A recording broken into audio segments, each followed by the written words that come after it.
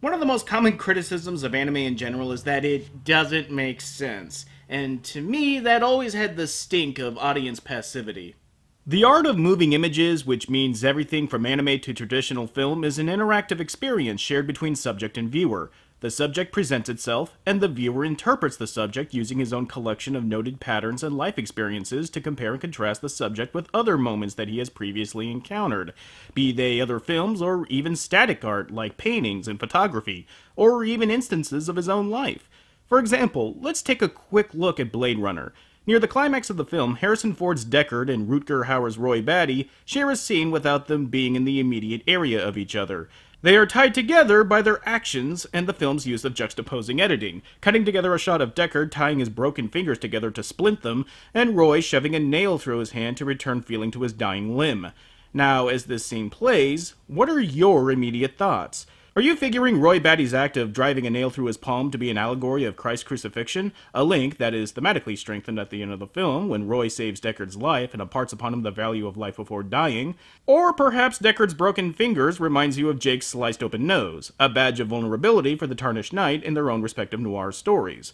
Or maybe you're simply reminded of that time you broke your fingers in a similar way, and the visceral nature that the scene is shot in has elicited sympathy for Deckard from you. Or you could be thinking about all three of these things. Or none of them, actually. The point still is that this scene has caused you some sort of action in your brain. It has caused you to be a part of the artistic process. When we are a part of this process, we feel engaged by the art, and thus we feel fulfilled. When we're not asked to be engaged, only to sit in our seats and let the moving pictures move in front of our eyes, then we're left empty and agitated. Art should not be something that is done to you, and it certainly should not think for you either. So whenever I hear something doesn't make sense, what I'm hearing is, I don't want to be bothered to extract any information the film provided and formulate my own conclusion, and would rather the film just tell me. However, there are times when something doesn't make sense, it's because it doesn't make sense, and we are not strangers to such nonsense. Madball 34, Apocalypse Zero, Ninja Resurrection, they've all left a stain on our minds with their out-of-left-field turns, nightmarish imagery, and just plain bizarre plot points. But today we are looking at a film that is unique. Unique in its nonsense, unique in its weirdness, and unique in its just plain atrociousness. Darkside Blues. Based off a manga that was written by anime abandoned staple Hideyuki Kikuchi, Darkside Blues is a film that you would be forgiven for never having heard of.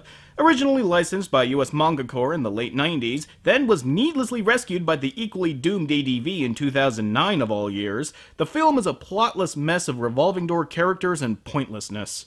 Eesh. Prepare yourselves for a sit, folks, because Darkside Blues is one of the weirdest pieces of shit we've had yet on the show. And sadly, not the good kind of weird. We begin our story as the clock strikes 13 o'clock, and we all know what that means. Time for the soundtrack to sound like a Pepperidge Farm commercial. Remember those days when you were young, sitting idly by, watching the swing blow in the wind?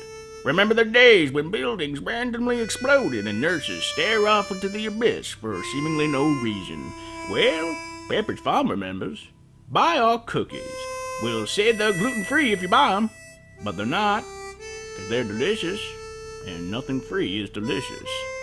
Actually, it means it's time to start the cringe as we get our first look at our villain, I guess? Like, she's evil and sadistic as she's about to take pleasure in torturing a rebel for information, and she's also the daughter of the head of the Persona Century Corporation, which just begs to be on the list of obviously evil corporations, but her presence in the story is minimal and she has no effect on the plot, if there even is a plot to affect.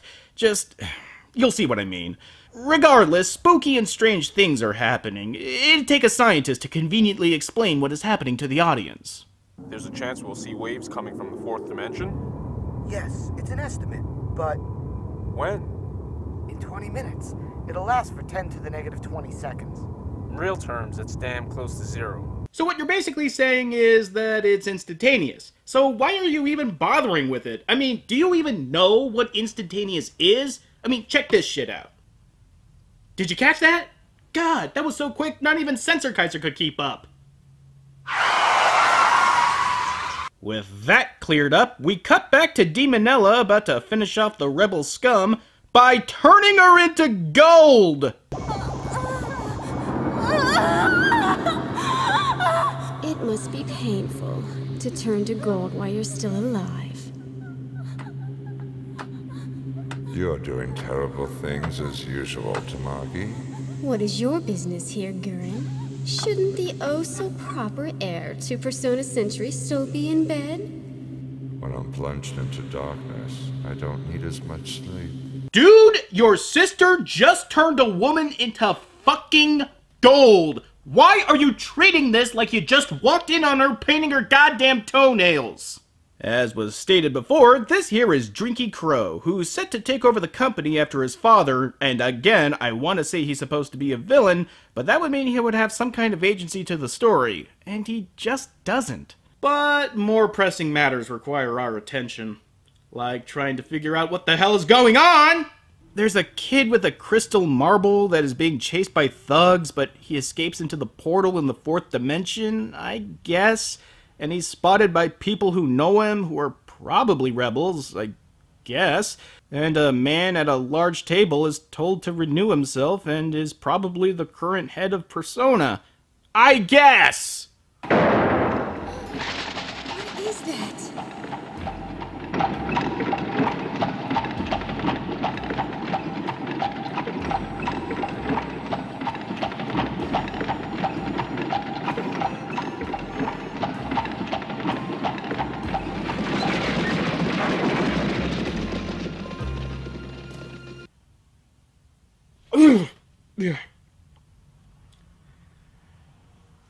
A guy riding a horse-drawn carriage, springing forth from the fucking ether, disappears as fast as he appears, and Drinky Crow doesn't even look up from his glass. Is this guy so drunk he can't even recognize when the laws of physics are being bent over a rail? He sure sounds like it. Actor John Avner here has a voice that can make Stephen Wright sound shrill, but he's muttering his lines out, and that slow cadence makes him sound like he's about one tequila slammer away from passing out. I'll tell you when I've had enough, you mother... You see, guys? Look! The magical horse-drawn carriage is galloping through space, and through another portal right where that weird kid fell through. See? There is narrative cohesion! See? Oh, what's your name? What is the name of this place? Kabuki-cho in Shinjuku. It's known as the Darkside of Tokyo. Then that will be my name. Darkside? But let the universe howl in despair, for I have returned. That was your one, movie. That was your one. So, with all the pomp and circumstance of this character's entrance, you're probably thinking that he's our main character, right? Wrong! Neil Gaiman here is barely in the film at all, and only appears when he feels like it, so no, he's not. But if he isn't the main character, who is? Well, it's certainly not the rebels here, because even though they're in conflict with the Persona Corporation, it bears no real narrative importance by the end of the film. Even when Drinky Crow bops in wearing a really stupid-looking mask to ask for information over a terrorist that escaped their pursuit, it only serves to remind the audience that, yes, things are happening. What business could you have with me, little insect? Insect? Pardon me. Did that disturb you?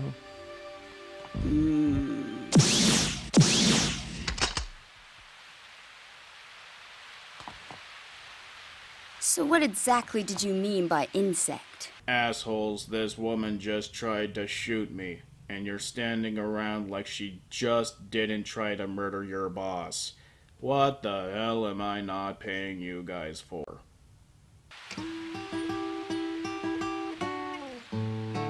Huh?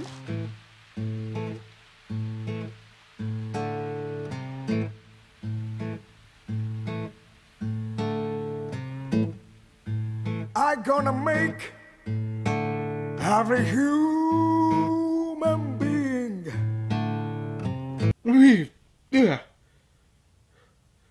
Okay, I get that this film is called Darkside Blues, but I guess I just wasn't expecting an actual blues song about Darkside. What the hell was that? This drunk guy wanders into the scene, asks if anyone wants a song. One of the rebels says she wants an Icy Depression song, and then the anime completely drops this until the other drunk guy shows up, and then BAM! We get an English Brews music video for 3 minutes. And then it just stops with everyone agreeing to go their separate ways and to never mention this ever again. I swear there is a term for this. A term that was turned into an unfunny meme and then driven into the ground and justly forgotten by everyone involved. God damn it, this is gonna bug the crap out of me.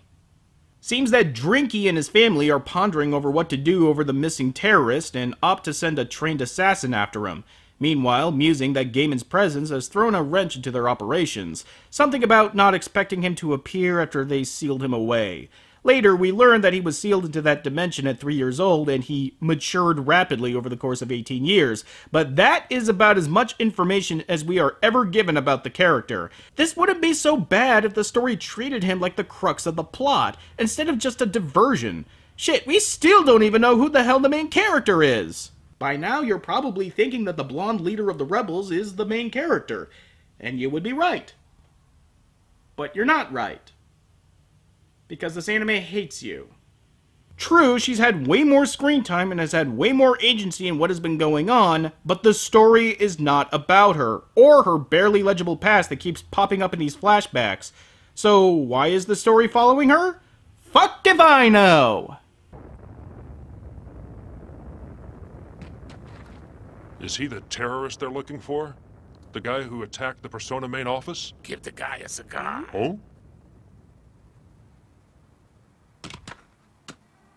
Hi, good evening. Hello, Newman.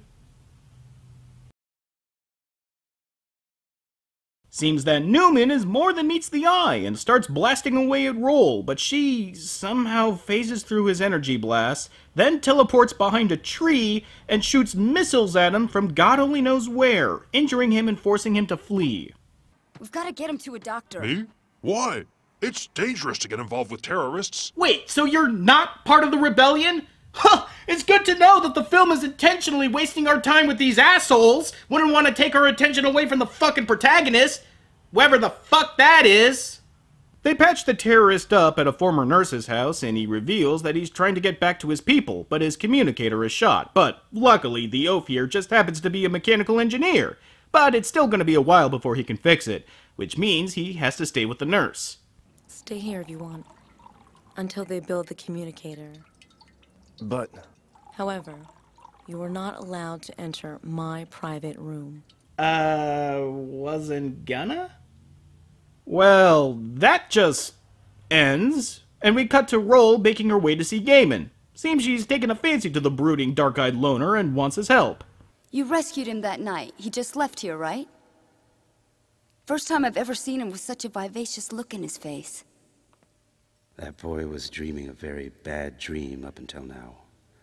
It's not our brain suppressing our souls, but a dark phantom. Can you renew me?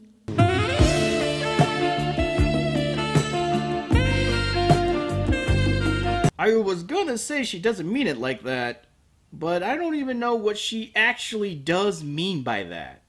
On top of the mounds of characters that has been introduced so far in a directionless plot that still hasn't really started yet, the film keeps bogging the narrative down with these perfunctory plot points that attempt to paint the setting a certain shade of surreal, but the film doesn't do anything with it. Gaiman and Roll speak of dream treatment and what it calls renewal, and these phrases continue to pop up in the most unexpected places, but since this all involves side characters, there's no narrative meaning to it.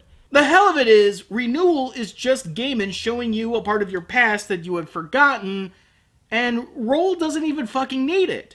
Gaiman shows her the past, that she was sexually assaulted by Drinky somehow, and he just tells her to go fuck off. And she does! She is literally ejected from the story up until about the third act, so no, she's not the main character. She runs off, and then we meet the hired killer that Persona sent after the terrorist, and good lord, this douche nozzle is just the worst. Yes, In these first world nations, there are a lot of pretty girls. Yeah, man, the third world is filled with nothing but skinny uggos. Hey, Liberia! Eat a fucking sandwich! Of course, the human shit stain is a white knight and saves the mopey nurse from being harassed by street thugs.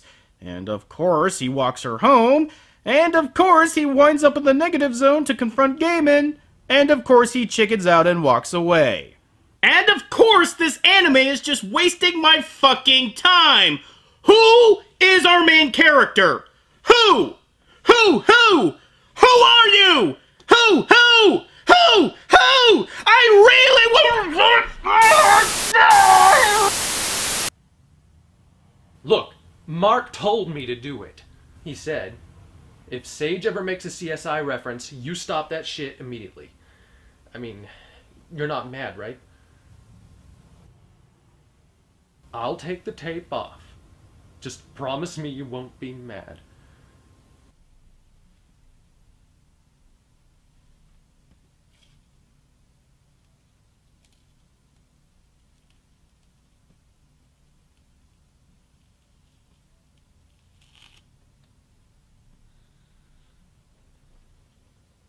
Gabe, sit in your chair and await further instructions. You promise, right?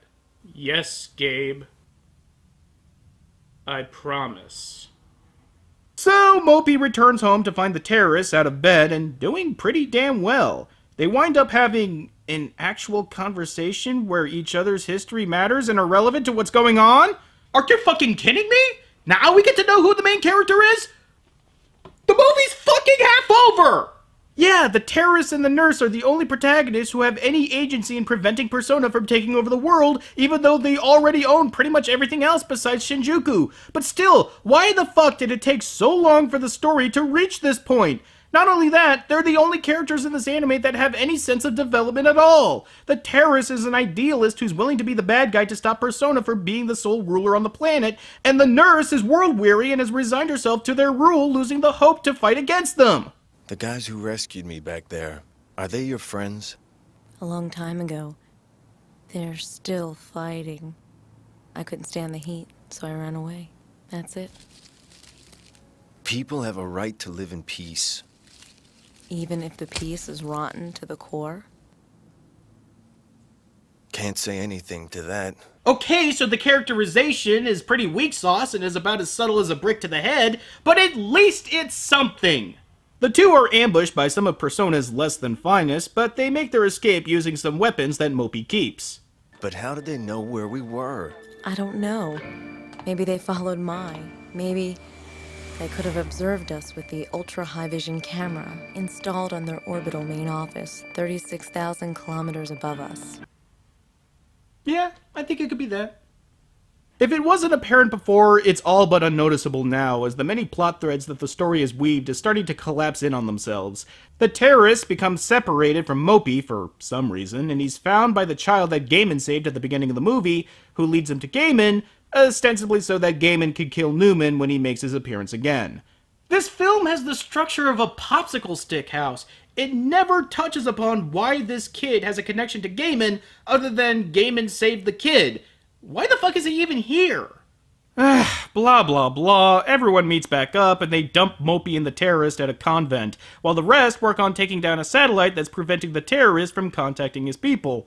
Check this, the three manage to shoot it down using a cardboard launcher and a missile made of tin, and it hits the target that was 36,000 kilometers away. That is impossible! Do you fucks even know how far 36,000 kilometers away is?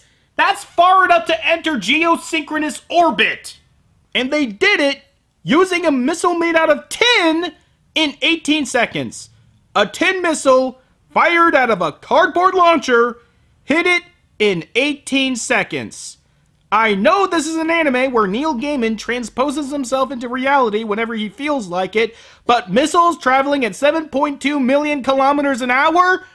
Bullshit! Got anything else, movie? Have any more ways of turning physics into a carnival freak show? I've got a bit of a reputation myself.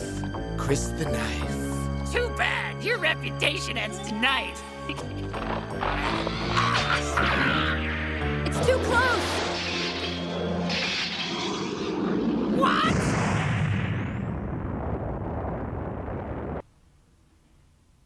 Gabe? Catch!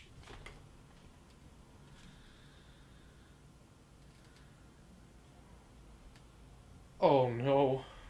Sage, you promised! Oh, we are doing this, Gabe! No!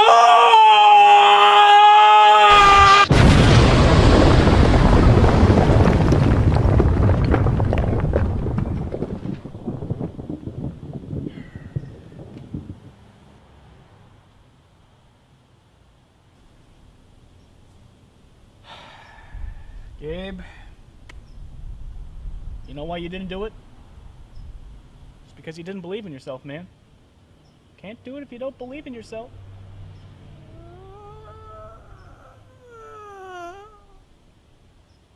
This is just amazing! This guy who we never seen before fights a conveniently placed Persona goon and then proceeds to take the missiles that were fired at him and then redirect their flight paths back to the goon using nothing but his little dinky knife. The Aghanim fight in Link to the Past was more believable than this. Well, Chris the Knife, you're in a shitty anime, but you have proved yourself worthy of the prestigious Leon S. Kennedy Award for excellence in fucking physics right up its ass. Congratulations.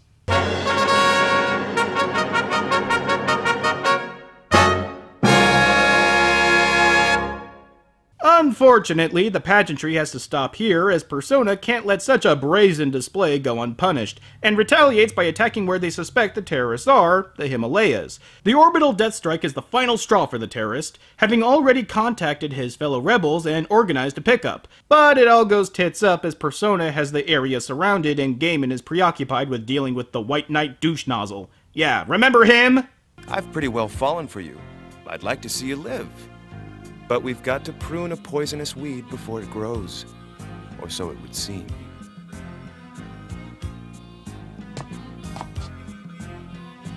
Let's go. Yeah, he kicks Dan Green's ass in less than a minute. Look, I know that Gaiman is supposed to be a detached, too-cool-for-the-room somber golem, but pit him in a fight, the guy just drains all the excitement out. If he's not gonna look like he's putting in any effort to care, then why the hell should I care? They certainly don't care about the ending, when Drunky orders his men to finish off the terrorist, even though he's clearly dead already, and Gaiman just snaps everyone back into the negative zone for renewal. Mopey says she loves the terrorist, even though there was never any indication that she was growing to have feelings for him, and Roll finally realizes that the man behind the mask is Drinky, and apparently she thought she loved him before the whole rape, and what? I just, what? And then it just, end. Fuck you. Go home. End. What the fuck was the point of all that? So the ending climax isn't a confrontation with Drinky and his forces so much as it's these two women confronting their own past, with Mopey's climax being learning to fight again, and Roll's climax being punching out her rapist. All of this ham-handed attempts at world building, all these useless characters that revolve in and out of the plot for no reason, and our climax is this literal thudding 12-pound turd that cracks the linoleum floor. There isn't even a falling action. Everyone just kind of stares at each other awkwardly, and I guess they just go home and agree to never speak of this again. And from where I'm sitting, that's a damn fine plan. Let's not speak of Darkside Blues and its plotless mess of a story ever again. Got it? Good. Moving on. Sailor victory. Till next time.